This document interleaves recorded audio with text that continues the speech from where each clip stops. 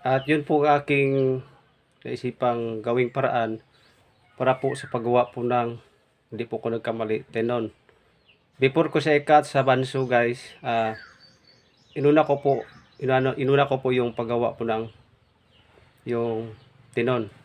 Kasi po pag ika-cut ko ito mo, unahon ko ito sa pag-cut, hindi na po sa palagay ko po ay mahirapan na po ako o mas matagalan po ako sa pag-cut ng tenon kasi po parang kasi ito na po ay hindi na po siya straight. At ito po ang aking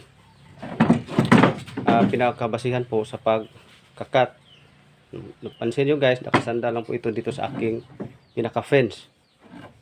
Sa lahat po na nakapanood sa aking video guys ay huwag sana niyong kalimutang mag-like at mag-subscribe para po sa sunod kong video ay updated po kayo at marami pa po akong video i-upload guys.